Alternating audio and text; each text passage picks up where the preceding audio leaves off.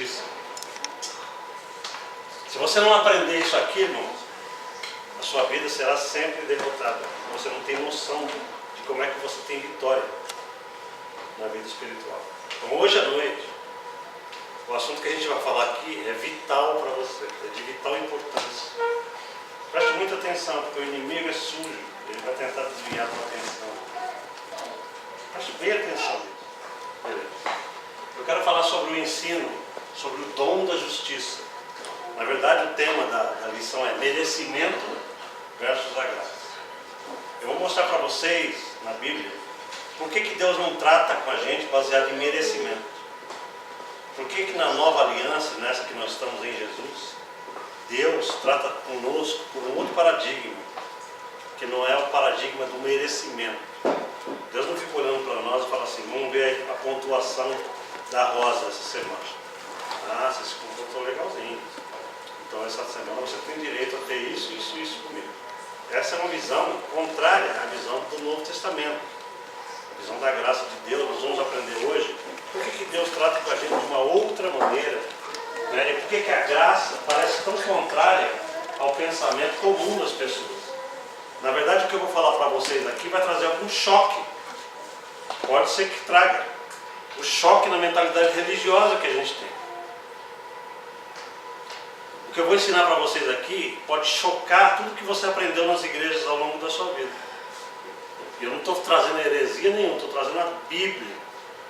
A Bíblia é tão mal pregada nas igrejas, que quando a gente traz a verdade da graça, choca. Porque a maioria das igrejas trata você na base da lei. Eles acham que estou tratando você na base da graça. Se você não trabalhar direitinho, se você não fizer tal coisa, você não pode ser abençoado. Se você não suar a camisa, você não pode se prosperar. Não é isso que eu quero mostrar para vocês. O que eu quero mostrar para vocês é que Deus nos dá um dom de uma justiça perfeita. Eu vou mostrar para vocês o que significa essa palavra. Tá bom? Olha lá, vamos ler esse versículo junto. Romanos 5,17. Vamos lá. Porque se pela ofensa de um só a morte reinou por esse, muito mais os que recebem a abundância da graça e o dom da justiça reinarão em vida por um só Jesus Cristo. Paulo está falando nesse versículo aqui que por causa de Adão, todos nós recebemos uma coisa chamada morte. Por meio de um, se pela ofensa de um só, Adão, a morte reinou sobre a humanidade inteira. Reinou significa governou sobre nós. Por causa de Adão, a gente não tem controle sobre a morte física. A gente é de Deus, a gente já tem vida eterna no Espírito, mas por causa dessa ofensa, a gente vai ter que experimentar ainda os efeitos. É igual um negócio que você joga na água, uma pedra que você joga na água, e você não consegue mais controlar aquelas ondas. Não é assim? Você jogou uma pedrinha na água, a pedra bate na água, você pode até pegar a pedra de volta, mas aquela onda você não segura mais. Essa que é a expressão, segura a onda, surgiu disso. Porque não dá para segurar a onda. Quando bateu a pedra, não tem jeito mais. Adão pecou, e a onda da morte passou a todos nós. Não dá para segurar essa onda, porque todos nós vamos ter que passar por isso. A não ser que Jesus volte. Abrindo um parênteses. A palavra de Deus diz que vai ter uma geração de cristãos que não experimentará a morte. Quem sabe disso? Ninguém? Quando Jesus voltar para arrebatar a sua igreja, aquela geração que estará vivendo, se for realmente de Jesus Cristo, será arrebatada sem experimentar a morte. Mas é o único pessoal que não vai experimentar a morte. O resto, todo mundo vai experimentar isso daí. A morte. Por quê, pessoal? Na Bíblia teve outras pessoas que não experimentaram a morte. Quem foi? Enoque, Moisés. Nossa, quem mais? Vou deixar para vocês. Elias. Né? Muito bem. Mas o resto da humanidade, todo mundo experimentou a morte. Até Jesus. Então, o que Paulo está dizendo aqui é o seguinte: pela ofensa de um só, Adão, a morte reinou sobre nós. Mas por causa da obediência de um, Todos nós recebemos a abundância da graça e o dom da justiça para que a gente possa reinar em vida. Ok? Esse um é Jesus Cristo. Tudo bem, pessoal? Mas eu preciso falar para vocês hoje a correta definição da palavra justiça de acordo com a Bíblia. Sabe por quê? Olha para mim um pouquinho. Quando eu falo justiça para vocês, vocês podem ter uma interpretação errada do que é essa palavra. Geralmente, as pessoas interpretam a palavra justiça como? De que maneira? As pessoas pensam assim, justiça é a retribuição do bem que se faz ou do mal que se faz. Não é isso que a gente pensa em justiça? Ó, aquele bandido matou fulano. Então, pela justiça, ele tem que pagar pelo crime cometido. A gente tem essa ideia da justiça, que não é a ideia bíblica de justiça. Por isso que eu quero esclarecer primeiro, antes de entrar no assunto justiça. Porque se você estiver pensando aqui que essa palavra significa retribuição, você vai perder todo o entendimento que Paulo está trazendo para nós. Paulo está dizendo que a justiça bíblica é o que é? É uma correta situação jurídica com Deus. É um status de impecabilidade, de retidão absoluta e de aceitação divina eterna para todo sempre. Amém? O que significa isso? Significa, amados irmãos, que como Deus é perfeito e Ele não abaixa o padrão, isso aqui, Deus não abaixa o seu padrão de santidade. Ele precisava nos levar à sua santidade, sim ou não? Para que a gente possa ser salvo. Porque pelas nossas obras, a gente não pode construir santidade. Vocês já sabem disso. Porque pela graça sois salvos por meio da fé. Isso não vem de vós, é dom de Deus. Não vem das obras, para que ninguém se glorie. Então o que Deus faz? Deus, através de Jesus, implanta no nosso espírito uma retidão absoluta. Absoluto significa que não varia, que não flutua, que é total, que é para sempre, que é imutável, que não muda mais, que está estabelecido. Essa retidão está implantada dentro do teu espírito, daquela cápsula divina que está dentro de você e que é o teu verdadeiro eu. Amém, querido?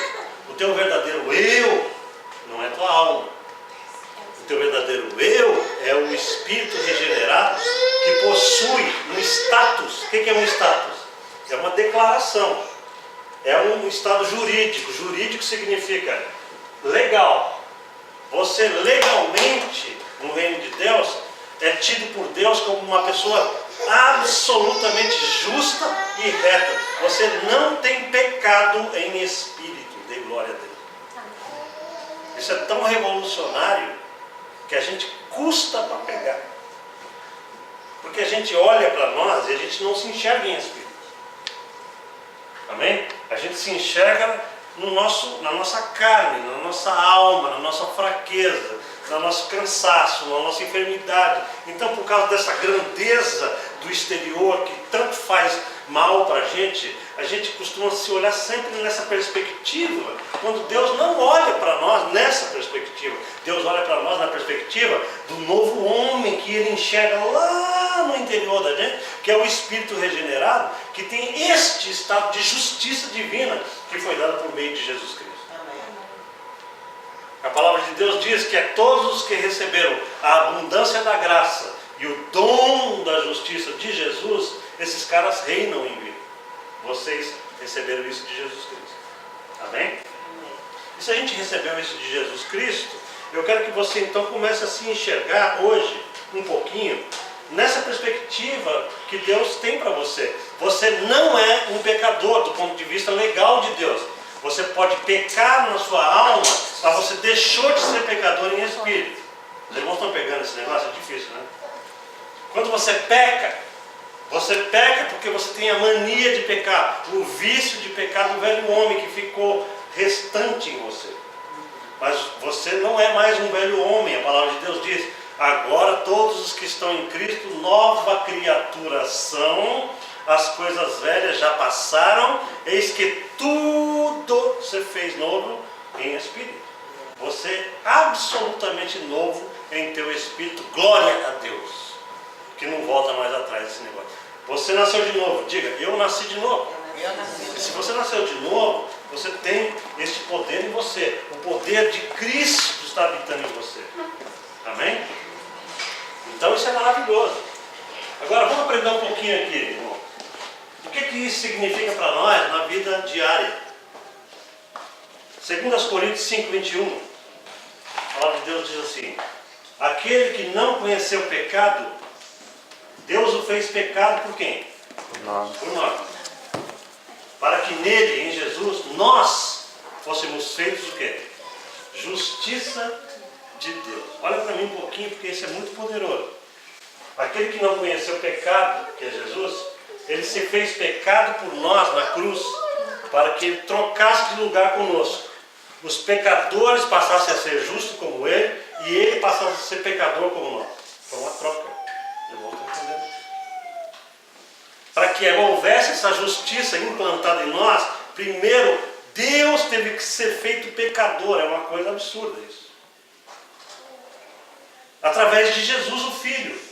Ele foi feito pecador em nosso lugar, para levar sobre ele a condenação de todos nós, a fim de que nós que éramos pecadores passássemos a receber gratuitamente dele a justiça que sempre foi dele.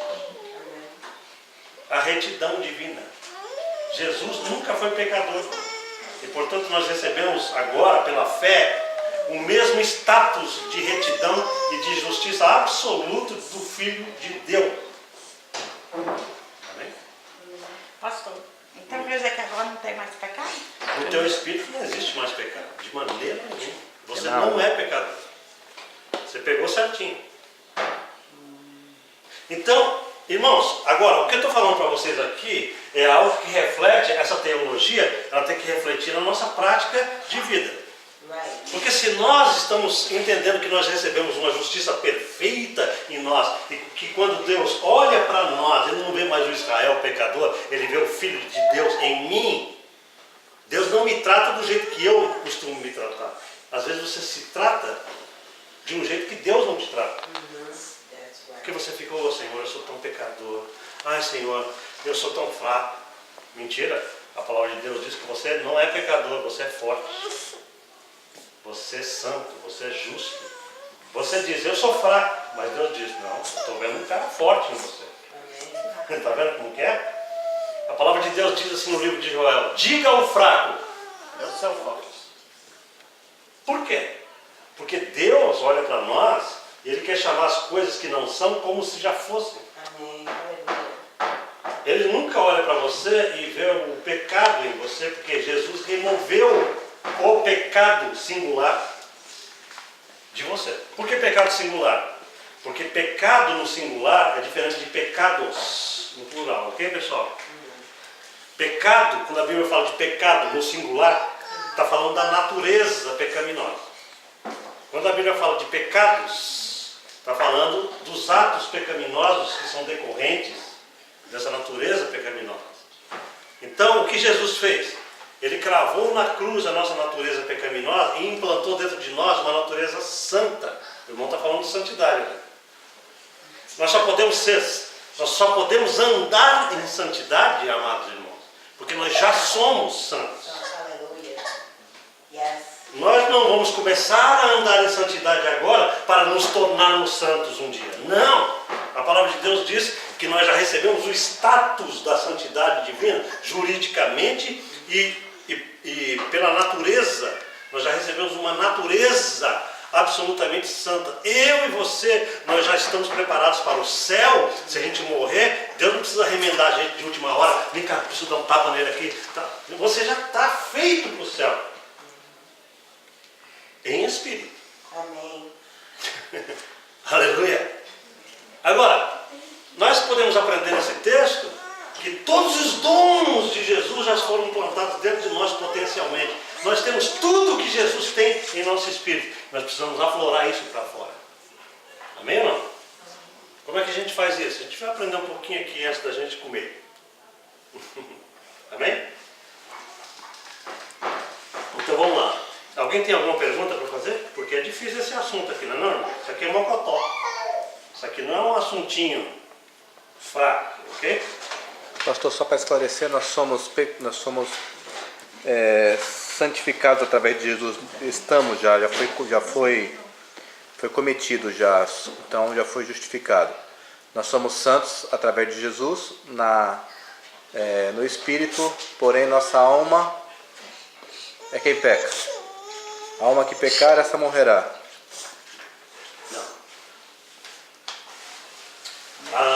Essa era uma expressão do Antigo Testamento. Sim. A expressão da lei. Ok? A alma que pecar, essa morrerá. Está se tratando, quando diz alma aí, não está falando da alma humana. Está falando da pessoa, do ser humano. Aquela pessoa que não andasse em harmonia com a lei, ela morria. Você sabe que a severidade da lei era enorme. Eu já falei sobre isso aqui. Deus mandou a lei apenas com o propósito de fazer com que o nosso pecado aparecesse de maneira total para que Jesus entrasse em cena. Sim. Então a alma que pecar nesse sentido aí, era o ser humano que não andasse de acordo com a lei, esse cara morria. Isso é um contexto do Antigo Testamento. Esse versículo está lá no Antigo Testamento. No Novo Testamento, em Jesus Cristo, nós não morremos, porque Jesus já levou sobre ele o pecado que estava em nós e já tirou, já removeu de nós toda a condenação. Tanto é que Paulo diz em Romanos 8, versículo 1, agora pois o quê? Nenhuma condenação há para aqueles que estão verdadeiramente em Cristo Jesus. Portanto, não pode ter gente enganada no Evangelho. Sim, mas... Como é que a gente sabe que a gente está no Evangelho? Quando o nosso coração é transformado, quando os nossos afetos são envolvidos, a gente passa a querer viver essa nova natureza que já temos em Espírito. As pessoas que não vivem a santidade que já têm em Espírito, têm um sério problema de demonstrar que já são salvas. Por favor. Nós somos uma geração frágil, fraca e preguiçosa de crentes. E que nenhuma outra geração passada viveu isso. Hoje nós precisamos falar, irmão, santifique-se. Antigamente não. O povo tinha nojo do mundo. Todo mundo se reunia e tinha prazer na comunhão uns com os outros. Hoje em dia, todo mundo tem prazer no mundo. Então os caras precisam entender hoje que sem aquele legalismo dos nossos antepassados, esse que você falou de roupa e tudo, nós precisamos remover isso, mas precisamos ter uma postura de santidade para que seja harmônica com a justiça que nós já temos em Espírito. Quantos dizem amém? Amém. Porque do contrário, a gente está se enganando. É puro engano. Amém? Então a gente tem que entender, irmãos, que santidade é diferente de justiça. É isso que eu quero falar agora. Amém? Justiça é diferente de santidade. Eu digo isso porque a maioria dos cristãos confunde essas duas coisas. Sabe como que eles confundem? Vou explicar para vocês. Eles pensam o seguinte: para eu ganhar algo de Deus, eu preciso primeiro praticar a santidade para que eu possa adquirir méritos com Deus, a fim de que Ele possa fazer algo para mim. Essa é uma mentalidade contrária à graça. Porque nós não ganhamos nada pela santidade, nós ganhamos tudo pela justiça. Eu vou já explicar por que é necessária a santidade. A santidade não produz nada do ponto de vista de Deus, mas ela faz manifestar aquilo que já temos. Ela não é produtora dos bens de Deus em nós, mas ela é o canal daquilo que já está produzido em Cristo. Então veja só, santidade é diferente de justiça. Santidade é um produto. Deixa eu explicar para vocês o que é santidade. O que é santificação ou santidade? Olha lá. Santificação é o processo de viver segundo a justiça já recebida, adequando as nossas ações e palavras e atitudes e o uso correto da mente e do corpo como instrumentos de Deus. Isso é santidade. Mas olha como é diferente de justiça. Você não vai fazer nada disso aqui para ser santo e para ganhar favor de Deus. Você já ganhou o favor de Deus eternamente. Agora você vai se adequar ao status que você já tem, para que você seja integralmente abençoado em todos os aspectos do seu viver terreno. Amém. E os crentes confundem isso. Os crentes, de modo geral, pensam que o comportamento deles determina o amor de Deus por ele ou rejeição de Deus por ele. E nós vamos ver que é uma baita mentira isso. Porque Deus não nos ama e não nos salva baseado no comportamento. Ele nos salva absolutamente por um ato de livre bondade e de justiça de Jesus Cristo, para mim e para você eternamente. Amém. Deus nos salva pela graça e não pelo comportamento. Ele coloca em nós a sua justiça, porque nós cremos no seu amado Filho Jesus Cristo. E aí ele fala, agora que vocês já têm essa justiça, eu quero algo de vocês agora. O quê? Santidade. Santificação. Por que Deus exige santificação de nós, amados? Lá em Tessalonicenses, o apóstolo Paulo é mais claro em relação a isso. Ele diz assim, porque esta é a vontade de Deus para convosco, a vossa santificação. Porque Deus sabe que sem a santificação, os benefícios do Espírito jamais serão expressos na nossa vida comum, na nossa vida diária. Você terá riqueza, mas viverá como pobre. Você terá vitória, mas viverá derrotado. Você terá santidade, mas o diabo vai estar estragando toda a tua vida, porque você não está unindo a tua santificação à tua justiça. Foi claro, não? Eu preciso ter clareza, senão você sai daqui sem entender nada. Santificação é o canal para que essa bênção que você já tem caia sobre você. Você somente unlock o que você já tem em Cristo Jesus através de uma postura de adequação. Adequação significa que você vai se encaixando naquilo que Deus já te deu em Espírito, e aí começa a fluir aquilo que é natural do Espírito na sua vida. Nós não precisamos implorar pelas bênçãos de Deus, nós já somos abençoados. Então você está falando de transformação. Transformação através É da uma coisa que vai levar tempo, não é da noite para o dia. Não é da noite para o dia, o processo de santificação é um processo. Né? Seria também regeneração? Não, a regeneração não. A regeneração é instantânea. Está vendo a diferença? A regeneração não é a santificação. A regeneração é um novo nascimento. É um ato instantâneo do Espírito em você. O Espírito Santo um dia vem na tua vida e você nem percebe, ele te faz nascer lá dentro do teu Espírito. Você nasce do Espírito, no teu Espírito. Isso não depende da carne, não depende dos teus sentimentos. Deus opera um milagre lá no teu interior. Amém? Amém? Só que a santificação é um processo. Quando se fala de processo, está falando de vez após vez, após vez, após vez. Entenderam a diferença? Processo é uma coisa contínua e crescente. A santificação é contínua e ela é crescente. Você amanhã tem que ser mais santo que hoje. Na tua alma e no teu corpo. Mas no teu espírito é impossível você ser mais santo amanhã. Foi claro, irmãos? Porque o espírito não pode passar por um processo de evolução. Ele já é o que ele tem que ser. Já é puro. Ele já é puro. Não tem que mudar nada. Exatamente. Essa é a teologia central do Novo Testamento, que Paulo tenta abrir os olhos dos cristãos, porque se eles descobrem essa verdade, por isso que o diabo ataca tanto essa realidade. Porque se vocês descobrirem isso, vocês vão ter uma maior vitória do planeta. Vocês serão os caras vitoriosos, porque vocês vão saber como agir no mundo espiritual. Com autoridade e não com timidez, com consciência de quem vocês são, ao invés de estarem sempre perdendo as lutas para Satanás. Só perde a luta para o diabo quem não sabe quem é em Cristo. O diabo faz de tudo para você não entender a sua identidade em Cristo. Amém? Pastor, só uma pergunta. O senhor sabe que eu venho de uma forma quadrada chamada Assembleia de Deus, né? Então isso para mim também é Fala novo. mais baixo, está gravando aí para a internet. Então, isso para mim também é novo. Pode falar.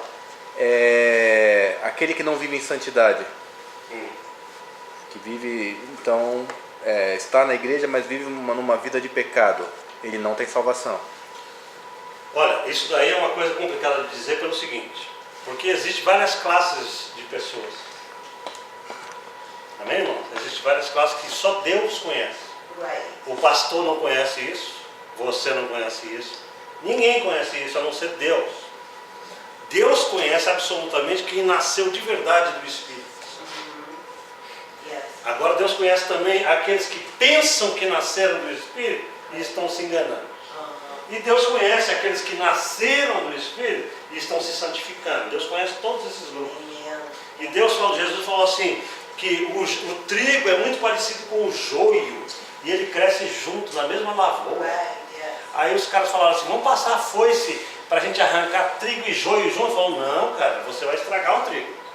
Deixa eles crescerem junto até o final, porque quando for a hora da colheita, a gente arranca tudo e a gente no final separa quem é joio e quem é...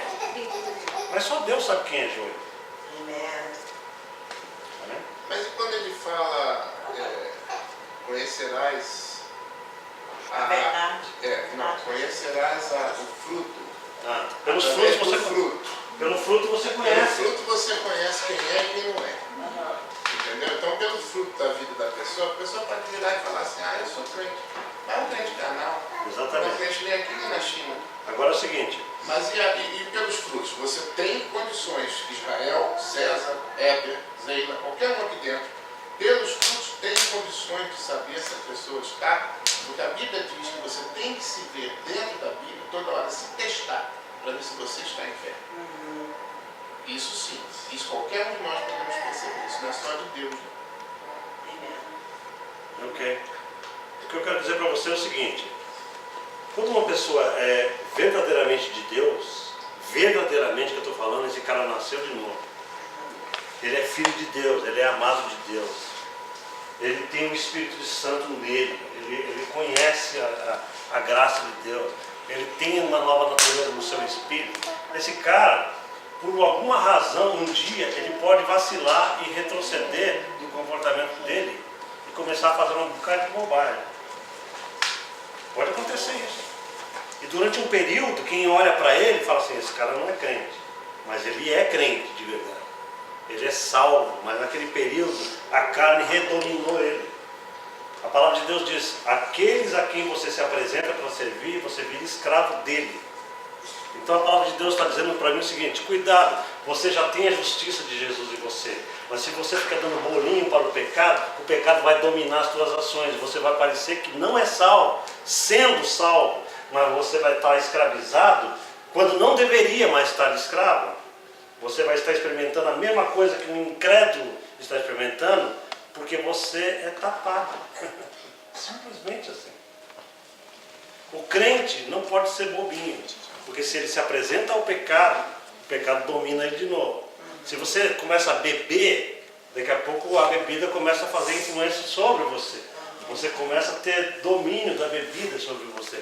Se você fala assim, vou dar só uma saidinha hoje com alguém e tal, não brinca assim, porque aquilo vai dominar a tua alma. Você é salvo, você já tem a justiça de Jesus. Mas agora você se enlaçou com Satanás. Satanás entrou na onda. E agora ele vai fazer uma desgraça na vida do cara, porque ele sabe que você é um remido, e ele fala assim, agora que eu vou infernizar a tua vida. Chama-se legalidade, né, pastor? Legalidade. Agora, quem sabe disso é só Deus. O cara às vezes é crente de verdade e está vivendo na lama. É o filho pródigo. Ele não deixa de ser filho.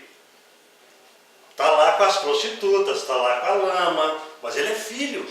O pai está falando, eu quero que esse meu filho volte. Por que o pai quer que ele volte? Porque ele é filho. Ele não é um empregado. Agora, só Deus conhece esse grupo que é dele, de fato, que nasceu de novo, que vai para o céu, mas que está dando bolinho para o Satanás. Só Deus conhece. E o que Deus faz o Espírito Santo vai e tenta trabalhar tudo de novo para que ele entre pelo caminho. Deus vai trabalhar com correção. Deus tem meios de trazer os seus filhos de volta. Amém. Às vezes o cara passa no monte, mas ele vai voltar para Deus, porque Deus tem um propósito. Aquele que começou a boa obra em vós, diz o apóstolo Paulo, em Filipenses 1,6, ele vai completá-la até o dia de Cristo Jesus, nem que você venha na pancada, mas você vem. Agora, quem não é de Jesus, aí é perigoso. Porque se você não vê correção, você vai, pratica pecado, e você não vê mão de Deus nenhuma, cuidado, diz a Bíblia. Porque você tem tudo para ser um cara que nunca foi de Cristo. Por isso, amados irmãos, que o pecado não traz segurança para ninguém. Pecado só traz desconfiança, só traz a sensação de, será que eu sou? Será que eu sou de Deus? Quem peca muito perde toda a percepção de Deus. Quem peca, o amor de Deus não muda por ele, mas o amor dele muda para com Deus. O O amor de Deus é perfeito e permanece. Eu amo você, seu estúpido. Mas você está sendo estúpido e o seu amor por Deus está esfriando. Por causa que o pecado esfria o teu coração para com Deus. Cuidado. E o transformado, ele pode continuar no pecado assim, normalmente? Não pode continuar. Do ponto de vista legal, ele está errando no ponto de vista da santificação. Eu vou falar um pouquinho sobre isso agora, antes da gente fechar. Tá bom? Eu queria que vocês guardassem isso aí. Nós não recebemos nada de Deus pela santidade, e sim pela justiça. Todas as bênçãos espirituais que vocês têm são pela justiça que vocês já têm de Jesus. Em outras palavras, vocês já têm todas as bênçãos espirituais do reino de Deus, já são de vocês. Vocês não precisam suar para conseguir.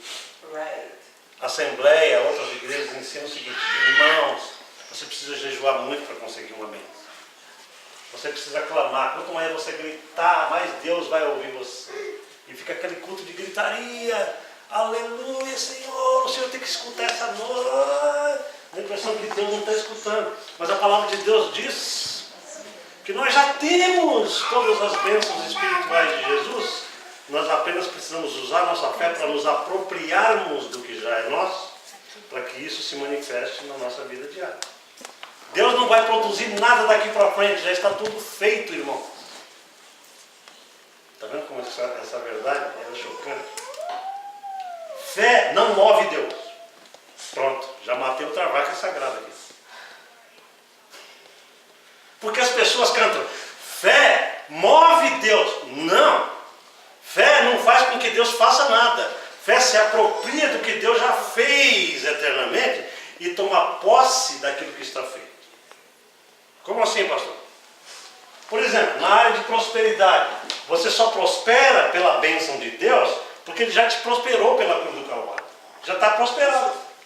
O que você está fazendo é usar a tua fé para algo que já é seu, para que isso se manifeste na tua vida diária. A cura divina é a mesma coisa. Você não será curado. Você já foi curado na cruz do Calvário, mas agora você está doente contingencialmente. A sua fé vai trazer algo que você já tem nele, para trazer para a sua circunstância física aqui. Os irmãos estão entendendo isso? Sim.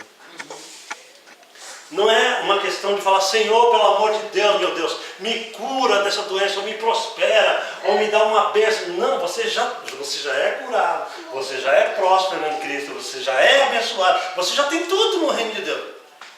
Mas como a sua experiência humana ainda não tem tudo, o que você precisa? Você precisa de um instrumento chamado fé, para se apropriar do que você já tem no reino espiritual e trazer para essa esfera caída chamada terra. Irmãos, entenderam? Isaías 53, né, pastor? Você não vai fazer nada, você não vai fazer com que Deus faça nada. Deus já fez tudo por você. Deus já te abençoou. Você já tem o status divino de abençoado. E a palavra de Deus diz o seguinte, de um abençoado. Presta atenção no Salmo 1. Bem-aventurado o homem que não anda segundo o conselho dos ímpios, nem se detém no caminho dos pecadores, nem se assenta nas rodas dos escarnecedores. Aí é santidade. Percebeu? Vocês precisam fazer essa divisão na Bíblia. Quando eu não sento com pecadores, quando eu não ando com escarnecedor, isso não é justiça. Eu não estou ficando mais justo porque eu estou me separando de certos ambientes. Eu estou apenas querendo manter a minha qualidade interior para que as bênçãos de Deus continuem fluindo em mim. Porque se eu não tiver cuidado, tem um monte de gente que pode estragar isso na nossa vida. A palavra de Deus diz, então, esse cara, esse homem que se separa dos ímpios, ele será bem-aventurado porque ele medita na lei do Senhor dia e noite, e é isso que você precisa fazer, porque se você não meditar na palavra dia e noite, a tua mentalidade será o maior impedimento para você acessar aquilo que você é, Jesus. Você precisa da palavra de Deus para entender quem Ele é. E aí, o que a palavra de Deus continua dizendo nesse salmo? Ela diz assim, pois ele será como a árvore plantada junto às correntes das águas, cujas folhas não caem, e que dá o seu fruto na estação própria. O que mais? E tudo quanto ele fizer, prosperará. Então, amados irmãos, esse cara só vai prosperar porque ele já é justo. em Jesus Cristo. O que ele está fazendo? Ele está se adequando na santificação para que esse negócio continue fluindo, vazando. A prosperidade que ele já tem vazará nele quando ele se adequa, quando ele tem cuidado, quando ele se defende, quando ele precisa saber lutar aqui embaixo, para que ele não corte o fluxo do que ele já tem em Jesus Cristo. Por que, um momentinho só, por que tem tanto crente derrotado, irmão? Embora ele já tenha tudo? Porque ele não leva a sério a adequação da alma e do corpo e da mente a isso que ele já tem. Então o inimigo entra e bloqueia tudo nele, porque se o inimigo não pode fazer você ser santificado em espírito, ele vai fazer de tudo para você não receber nada através da sua santificação. Entenderam isso? Aí entra a questão da importância de uma vida santificada. Mas a santificação não vai comprar nenhum benefício, não. Você já tem um depósito cheio da glória de Deus. Você só vai se adequar num processo de graça. Quando você fala prosperidade, você diz que não é prosperidade sua para o reino, não? Ou é prosperidade monetária? Não, a prosperidade do ponto de vista bíblico, ela não é só financeira. Em todas as áreas. A prosperidade do ponto de vista bíblico é uma coisa muito ampla, que começa no nosso espírito, na nossa alma. Amém? Prosperidade é a capacidade do Senhor Jesus em nós, da gente ser frutífero, da gente ser abençoado, da gente ser produtivo. Para o reino. Para o reino de Deus. Para o reino de Deus. Só que o reino de Deus influencia todas as áreas terrenas do ser humano. Por exemplo, irmão, deixa eu falar uma coisa para você. Se eu sou um cara dedicado no meu trabalho para o reino de Deus, a palavra de Deus diz que essa extensão espiritual atinge as minhas finanças, que é uma área financeira, para que essa riqueza seja reprojetada para o reino. Nós precisamos trazer as economias que estão na mão do mundo, pela bênção de Deus, e reprojetá-la para o reino de Deus. Essa é a função Da expansão do reino. da expansão do reino. Mas isso não quer dizer que a gente não pode desfrutar. A gente pode desfrutar de você. Amém. Mas quem falou isso? A expansão do reino. Eu estou falando. Um dia eu quero pregar para os irmãos só sobre a questão de prosperidade, para a gente tirar algumas minhocas da ideia, para que você entenda como que a prosperidade que vem do reino, ela é poderosa e linda e bonita.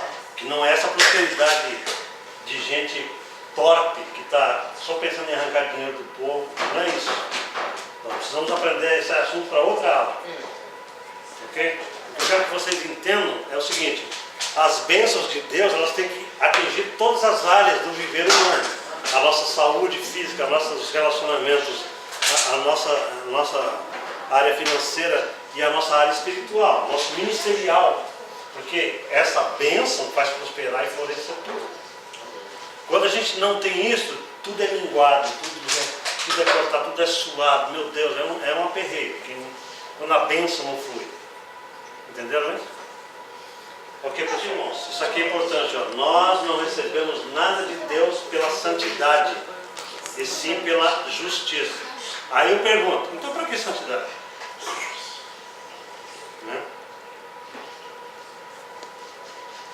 Santidade vem pelo seguinte: todos os direitos legais e bênçãos de Cristo vêm pela justiça dele em nós, por meio de quê? A santidade é apenas a adequação para o recebimento e manifestação do que nós já temos em Cristo. Foi claro aqui não?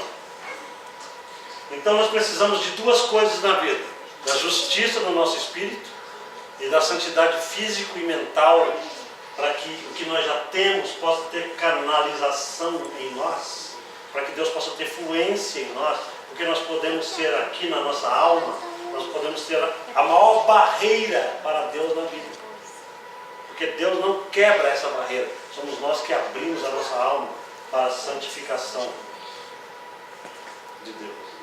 Uma vida santificada para Deus é uma vida que dá condições a Deus de trazer essa realidade espiritual para cá.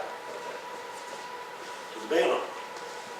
Sem santidade, nós não podemos experimentar de benefícios que já temos. Essa é a verdade. Não dá, porque o inimigo entra. Sem santidade, Satanás entra. E ele veio para roubar, Matar e destruir. matar e destruir. Então é lógico que ele entrou, ele vai obstruir toda os teus benefícios. Ele traz doença, ele traz um monte de coisa. Ele traz briga na família. Entenderam? Isso. É isso aí. Leia comigo Efésios 1:3.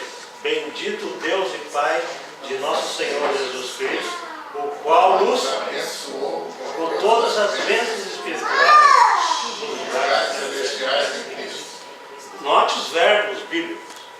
Paulo não está falando, o nosso Deus nos abençoará futuro com todas as bênçãos espirituais. A Bíblia diz que ele já nos abençoou com todas elas. Não tem nada que está fora desse negócio aqui. Tudo que é bênção de Jesus veio cair sobre nós porque ele foi obediente. Jesus foi obediente por nós, irmão, para que nós recebamos a bênção dele. A bênção não era decorrente da obediência no Antigo Testamento, sim ou não? No Antigo Testamento da lei? Claro que é. Se você pega Deuteronômio 28, logo no versículo 1 de Deuteronômio 28, Deus falava assim com os israelitas: se atentamente ouvires a minha voz e observar todos os mandamentos que hoje eu vos ordeno, que era um monte, né?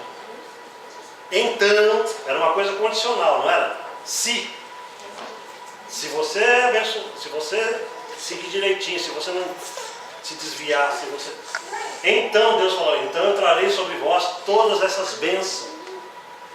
E falava um monte de bênçãos lá, ok? Porém, se vocês não obedecerem, aí Deus trazia um monte de maldição, ok?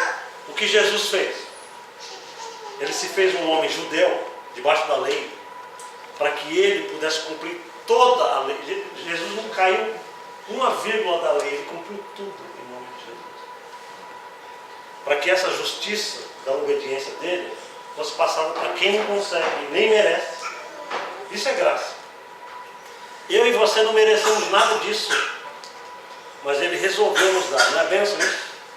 É graça pura. E isso já basta. É o que diz a Bíblia. A palavra de Deus diz que a graça nos basta. Amém? Agora leia comigo aqui, primeiro ponto. A justiça é a fonte geradora das bênçãos. A santidade é o canal por onde flui as bênçãos. Está claro isso, pessoal? Qual é o canal das tuas bênçãos? Santidade. Santidade. Então faz parte do package. Não tem como você ser justificado sem santidade. Lógico que faz parte do package. Vem com tudo. Porque Deus nunca falou para a gente não ser santo no Novo Testamento. Olha aí o engano dos crentes modernos. Eles acreditam: já aceitei Jesus. Está tudo certo. Está tudo certo. Porque se você não se santifica, você está dando um lugar constante ao Satanás, que é o espírito anti-santificação. Satanás não consegue agir na área do teu espírito, porque ele já era. Jesus conseguiu vazar e entrou lá dentro. Jesus quebrou toda a barreira satânica e fez algo que ele não consegue mexer no teu espírito. Mas se a gente for tapado, a gente não se santifica. Agora Satanás tem acesso a essa área. E aí ele estraga toda a vida do sujeito. Os irmãos estão entendendo a seriedade? Ele estraga a sua vida, irmão. Ele estraga a vida de muitos pastores. Muitos pastores caem em pecado. Muitas pessoas, né? Muitos irmãos que eram firmes começam a brincar, caem. Por quê? Porque não leva a sério essa questão segunda, a questão da santidade. É o canal de Deus, para que Deus trabalhe em sua vida. Porque Deus não trabalha sem santidade. Deus não trabalha sem justiça, que é o início de tudo. Mas Ele também não trabalha sem santidade. Tá bom? Alguma perguntinha para a gente ir para o fim? Ou não? Eu tenho uma, não sei se você pode me responder. Diga. Se essa irmã do louvor está lá sambando, pena voando para um lado e para o outro, digamos que as trombetas toquem Jesus, vem pela essa nuvem. Essa irmã subiria ou essa irmã não subiria? Olha, é uma pergunta que eu tenho que fazer lá para Jesus Cristo. Porque o que Jesus... Porque ela está sem santidade ali no momento. Porque a gente está vendo, sempre o exterior, né, através do comportamento. Deus não nos trata de acordo com o comportamento, Ele nos trata de acordo com a identidade que nós temos em Espírito. Por isso que eu te falo, a falta de santidade gera uma contradição enorme na vida do crente. Porque, por um lado, ele é santo em Cristo. E, por um lado, ele está sendo profano no comportamento. Isso gera uma contradição, um conflito enorme que só traz doença para ele mesmo. Traz doença, que eu estou dizendo, não só física, doença psicológica, emocional. Esses caras são os mais infelizes. Era melhor ele nunca ter conhecido o Evangelho. Porque se ele não conhecesse a palavra, ele tinha a liberdade do pecado nele de fazer o que ele quisesse. Mas agora ele conhece a palavra de Deus e ele está se contradizendo nas atitudes. Ele está trazendo para ele profunda contradição que gera doença. As pessoas são as mais neuróticas, são as que menos dormem, são as que menos têm paz. São essas pessoas que têm essa síndrome. Eu sou crente, mas estou no mundo. Eu sou crente, mas eu estou em pecado. Esse tipo de coisa gera uma fissura na alma que destrói o cara. Satanás usa isso para acabar com o ser humano. Aquela perspectiva de eu sou crente, mas eu estou com medo da mão de Deus. Entendeu? Só tem esse medo da mão de Deus quem não se santifica, quem não tem uma vida de plena consciência que já é santo. Então a santidade é uma forma de afirmar a minha realeza em Cristo Jesus. Quando eu sou santo, eu não tenho mais medo de nada, porque eu estou afirmando quem eu sou em Cristo.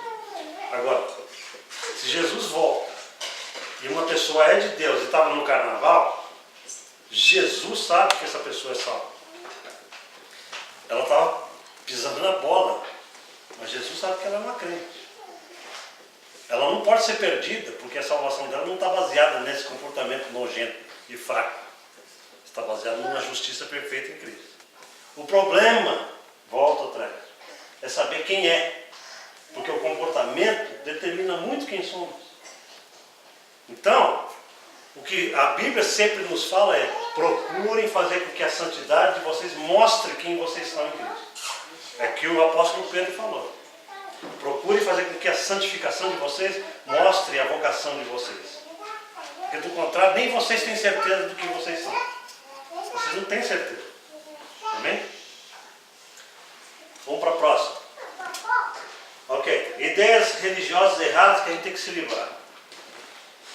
Primeira ideia religiosa errada que as igrejas colocam na mente das pessoas. Deus me ama porque eu procuro andar corretamente. Essa é uma ideia errada. Ok? Eu vou falar já sobre isso e vocês vão entender. A segunda ideia errada. Acho que Deus não me ama porque eu tenho errado muito. Esse é o outro extremo errado. Por que eu falo isso? Vamos para outra. Resposta da graça. Deus nos ama incondicionalmente. Mesmo quando a gente ainda estava em pecado, Deus nos amava, antes da gente ser crente. Olha lá o que está escrito em Romanos 5, versículo 8 e 9. Mas Deus prova o seu amor para conosco, em que Cristo morreu por nós quando? Quando nós ainda éramos pecadores. Logo, muito mais agora que nós já somos justificados pelo seu sangue, nós temos a justiça no nosso espírito, nós seremos salvos da ira de Deus. Hoje nós estamos livres da ira, porque se nós antes éramos inimigos e Ele nos alcançou lá em amor, quanto mais agora que a gente já é justificado, já tem a justiça de Jesus, nós seremos salvos. É uma lógica que Paulo está usando. Então, isso daqui contraria muito esse tipo de igreja. Porque no dia que o cara passa um batom no bico, ele começa a perder a justiça dele lá. O dia que a irmã bota uma calça, ela perdeu a justiça. A irmã caiu da graça. Você percebeu como que é complicado? Nunca vi isso na Bíblia. O pastor não pode usar calça jeans que ele caiu da graça, ele perdeu a justiça dele. Meu, isso é uma afronta contra Deus. Porque a justiça de Deus não é implantada a nós por calça, por brinco, por nada disso, mas pelo sangue do Cordeiro. Amém? Não? É o sangue de Jesus que nos traz esse status divino, de justo. É por isso que Paulo não tratava nenhum dos crentes dele de pecador e de carnal. Os caras eram maior carnais em Coríntios. Tinha um cara que estava saindo com a mulher lá em Coríntios, na primeira carta aos Coríntios, o cara estava saindo com a mulher do pai, do padrasto, a madrasta dele, levando para um motel a madrasta. E Paulo fala assim, esse cara precisa ser punido pela igreja, precisa ser exposto ao inimigo. Olha a visão de Paulo. Para que Satanás possa ter acesso ao corpo dele e ele seja salvo no dia final. Olha só a teologia de Paulo. Isso contraria todas essas igrejas. Porque Paulo falava o seguinte, eu não tenho condição de saber se esse cara é crente. Porque um cara que está saindo com a madrasta tem tudo para não ser crente. Mas como eu, Paulo, não sou juiz, essa é a posição nossa que nós temos que ter. Como eu não sou juiz, eu não sei se ele é de fato de Cristo ou não, e tinha muito cuidado com ele, ele fala assim, como igreja nós vamos expor ao inimigo, isso é uma correção, é uma disciplina da igreja, que pode existir. Que só em casos extremos a igreja fala assim, olha aqui irmão, a gente vai te expor ao inimigo, para que você aprenda a não ser tão blasfemo e maligno dessa forma. Uma coisa dessa natureza. Mas o cara se arrependeu. Na segunda carta aos Coríntios a gente vê que o cara caiu em si, pelo amor de Deus. E Paulo fala, reintegra esse homem na comunidade dos santos. Está lá na segunda carta. Amém, irmão? Isso fugiu da palavra, eu estava pensando. Mas isso mostra a atitude de Davi mediante a Saul, né? Porque Davi não tocou em Saul, não matou, não nada, sendo que ele tinha a permissão de Deus para tirar a vida de Saul, mas ele falou, Deus o constituiu, Deus o tira. Por isso que é muito perigoso com o que a gente fala. Amém? Vamos para o outro aqui, ó. A palavra de Deus diz aqui, ó. Se nós, sendo inimigos, fomos reconciliados com Deus pela morte de seu Filho, muito mais, estando já reconciliados em espírito, seremos salvos pela sua vida. Então, amados irmãos, uma coisa é a sua identidade que você tem em Jesus, e outra coisa é se você está acertando no comportamento ou não. Porque às vezes você não está acertando nada no seu comportamento, mas o amor de Deus permanece em você, porque Ele tem uma aliança com o teu espírito. Entenderam isso? Você não é livre para pecar. Ninguém é livre para pecar, porque nós já morremos para o pecado em Cristo Jesus.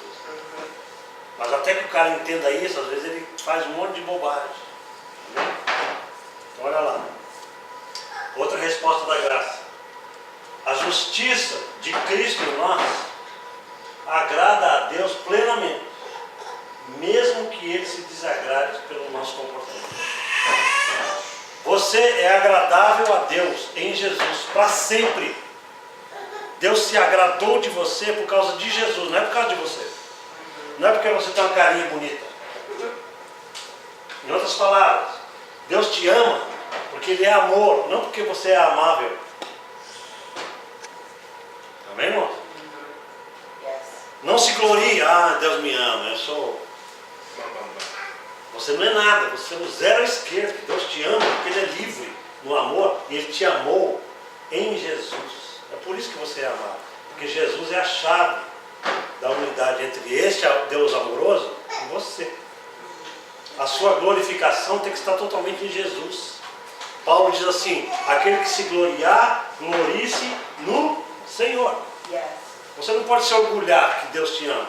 Você tem que falar, Deus me ama porque ama o Filho dele. E o Filho dele está em mim. Então é por isso que Deus me ama perfeitamente. Então todos aqueles que têm o Filho em a justiça, então são todos salvos, independente do que fazem. Eles são salvos, independente do comportamento. O problema é que essas pessoas precisam ser instruídas na igreja para que elas saiam do comportamento do pecado e passem para o comportamento da retidão, da santidade. É por isso que existe ensino, existe exortação, existe repreensão, tudo isso é bíblico. Tudo isso a liderança tem que fazer, tem que repreender, momentar, não dar conversa. Você está no caminho errado. Deus te deu uma justiça perfeita. O que está acontecendo contigo? Vocês estão preparados para ser exortados pelo pastor um dia, se começar a pisar na bola? Amém, pode exortar. É porque a tarefa da igreja é essa. Vem cá, meu irmão, vamos falar em amor. O que está acontecendo com o irmão, com a irmã? Entendeu? Porque Deus quer que os pastores zelem pela alma do crente, e às vezes o crente é aquela ovelha boba. Eu vou no Valdaval, não vai dar val, você começa a fazer um monte de bobagem. E o pastor está olhando isso.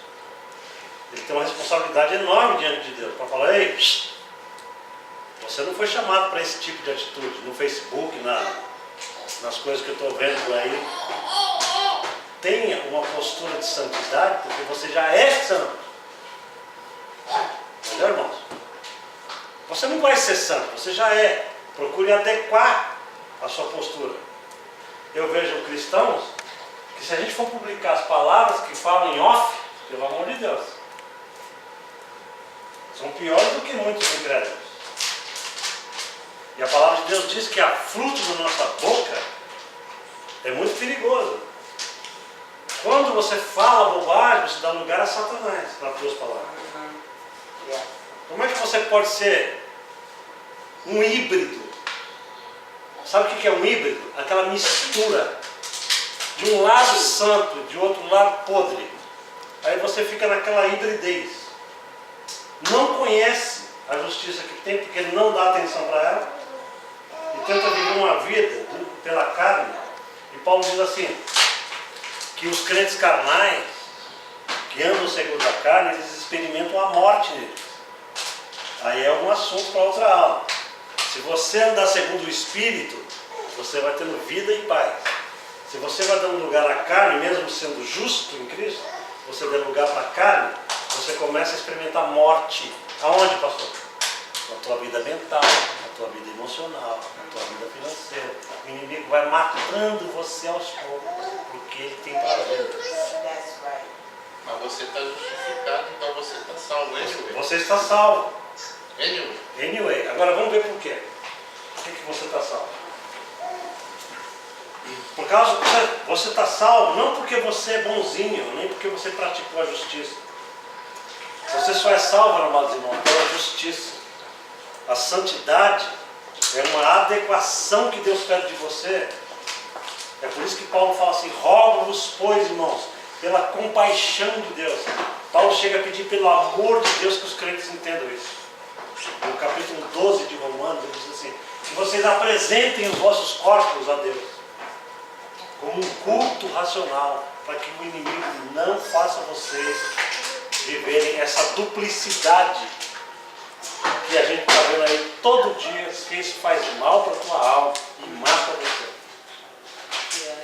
Amém? Ok, queridos?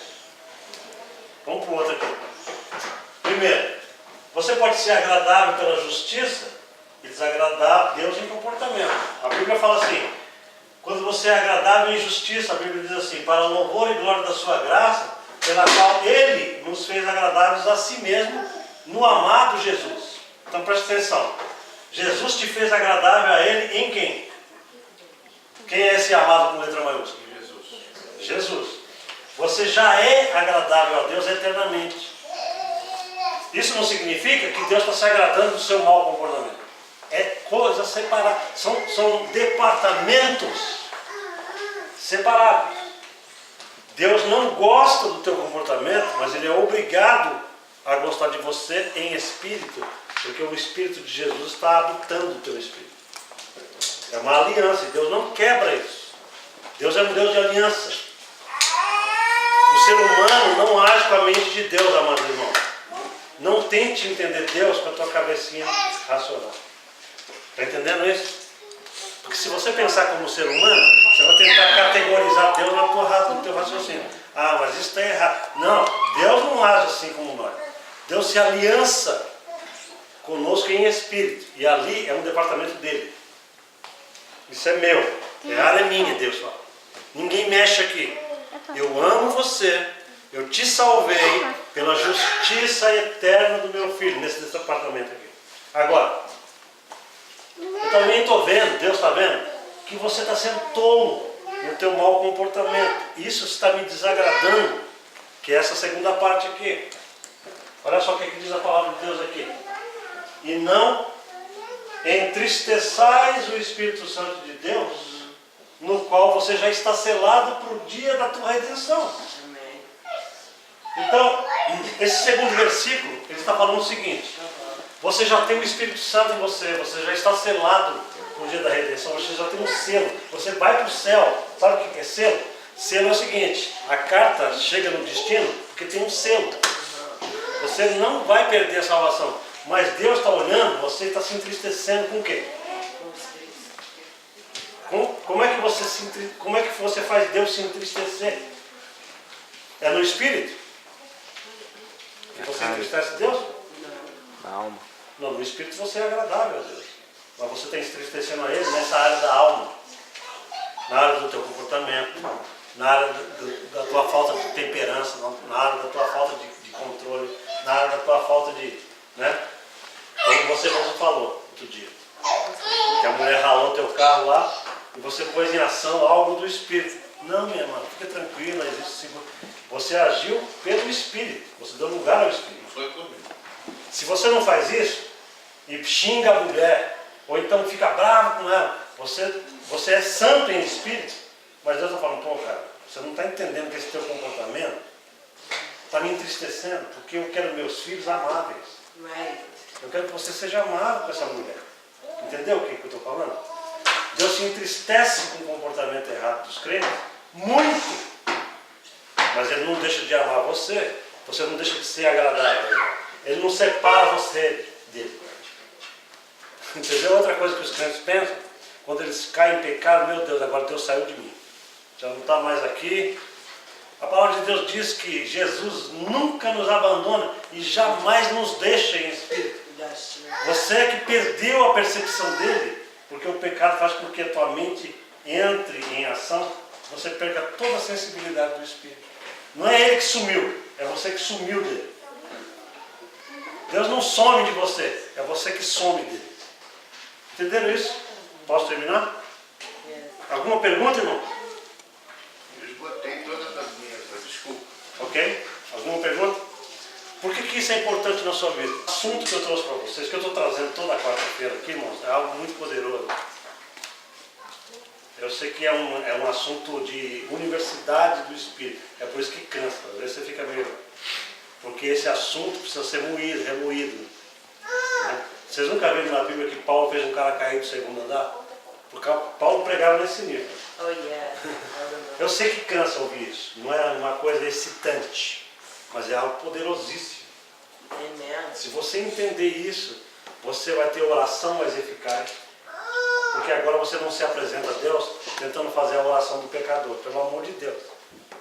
Deus vai falar, ei, você não entendeu nada ainda. Para de implorar, de mendigar para mim. Entra na minha presença com ousadia. Ousadia de um filho. O filho que conhece seus direitos, você não precisa mendigar o pai. Pelo amor de Deus, pai, me dá um iogurte hoje, que eu preciso... Não, o filho conhece quem é filho. Ele já tem a identidade com o pai dele. Amém? Você que entende quem você é em Jesus Cristo, tem mais segurança com Deus. Não precisa mais tentar dobrar o braço de Deus para Ele fazer as coisas para você. Porque tem gente que ora assim para Deus. Se você se unir comigo em oração nessa noite, irmãos, nós fizemos uma corrente. Corrente é uma coisa absolutamente contrária ao Espírito da graça de Deus. Porque Deus não move a nosso favor pelo número de pessoas que se unem em oração. Essa é uma ideia errada do cristianismo. Mas no livro de Mateus fala que quando 2 ou 3 estiverem reunidos... Quando 2 ou 3 estiverem reunidos, e se eles concordarem na terra a respeito de alguma coisa, Deus se utiliza desse canal para que manifeste coisas na terra. Mas, note bem, a minha corrente não será uma corrente, será uma concordância daquilo que nós já temos no mundo espiritual. Vocês estão entendendo isso? Nós não vamos fazer acontecer algo agora pela nossa capacidade. Está feito. Está feito. Vamos pegar na nossa mão agora, vamos fazer. O nome fala concordância, né? Exatamente. É uma concordância a respeito de algo que já é nosso. É um aumento da nossa percepção. Assim, quando a gente se une em oração e fé, irmãos, vamos, isso aumenta em nós o quê? Na nossa alma, aquilo que nós já temos em espírito. Aí Deus, uau, Ele acha um canal para trazer o poder. Entenderam? Você sabe por que eu perguntei o negócio da mulher dançando? Porque no mesmo Mateus que ela falou, Mateus também diz, Jesus falando, que feliz é o servo, quando ele voltar, ele encontrar esse servo dentro dos standards dele. Lógico. Imagina você. Será que essa mulher estava dentro do standard de Deus? Veja só. É por isso que vem essa pergunta. Por que na é minha bem-aventurado? Porque é uma vergonha horrorosa ser pego de surpresa por Jesus Cristo. É por isso que o cara não é bem-aventurado, porque ele é pego de calça curta, pô, no meio de uma baderna, entendeu? Deus vai ter que lidar com ele. Falar para mim, vem cá, eu preciso, entendeu? Deus vai ter que tratar com essa pessoa. Não para condenação, mas a vergonha é horrorosa, porque vai ser exposto todas essas coisas. Entendeu? Agora, preste atenção. Quando a gente se une em concordância, a gente não vai fazer Deus fazer nada. Deixa eu ficar, só para a gente finalizar aqui. Se eu dou a mão para vocês aqui agora, para orar por alguém que está enfermo, nós não vamos convencer Deus, Senhor, olha para nós agora, a nossa fé é grande e nós queremos que essa pessoa seja curada. Nós estamos tentando Deus fazer a pessoa se curar errado. A palavra de Deus diz que Ele já proveu a cura, já está estabelecida. Portanto, agora a nossa fé deve ser no sentido seguinte: Senhor, o Senhor já curou pela cruz do Calvário a humanidade. Por favor, se utilize de nós agora como instrumentos para que essa cura venha pela nossa fé a essa pessoa. Simplesmente. Só isso. Nós não estamos fazendo Deus fazer nada. Nós estamos nos apropriando do que está feito no mundo espiritual. Todas as bênçãos espirituais já nos foram dadas. Cura. Tudo. Tudo é nosso. Tudo é vosso. Amém? Jesus é vosso. Ele está em você. No teu espírito.